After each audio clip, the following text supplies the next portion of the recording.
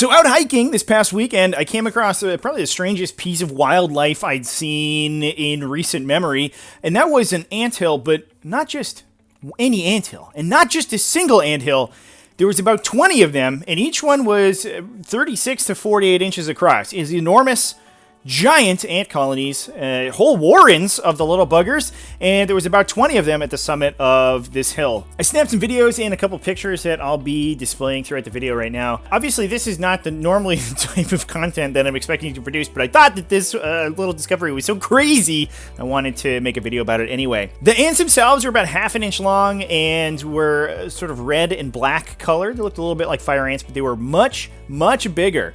And there actually weren't a lot of them out. I imagined I took this video around midday, so they were probably mostly below ground trying to cool off and would come out in greater numbers towards the evening. I did find a couple of their worker trails along the pathway, but there weren't too many ants there. They weren't there in great numbers. But given the size of this colony, I imagine that there were a whole boatload of them under the ground. Now, I'm not an entomologist, so I don't know much about ants, but after doing a little bit of research, I do think that these are most likely probably Formica rufa ants. So they tend to match the description. And F. rufa builds colonies that are around this size, so it seems like everything matches. They're mostly a European variety of wood ant, but there have been colonies that have been established in North America as well, which is where I am. This is actually in New Hampshire in the United States, and so it makes a lot of sense to me that that would be the species of ant or something similar. So if anybody has a better idea of what variety of ant this could be, go ahead and put it in the comments. Let me know. Like I said, the anthills individually were enormous. I'll just put a picture up here of myself next to one.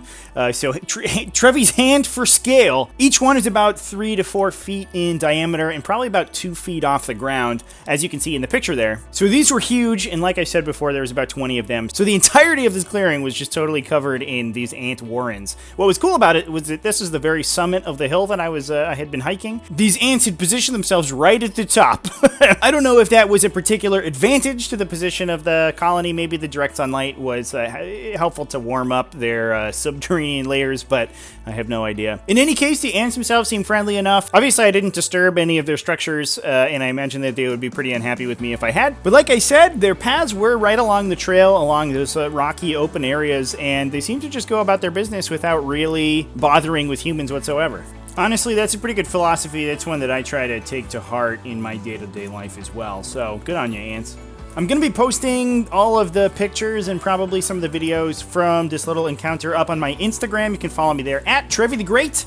So go check it out, and if you want to get the still pics of that, I post a lot of outdoorsy stuff, as well as some miniature gaming stuff that relates to my other channel.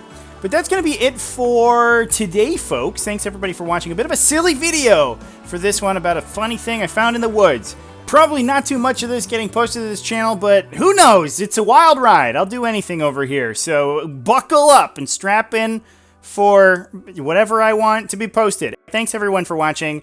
You can subscribe if you want more videos, I guess. That'd be cool. And have a good day.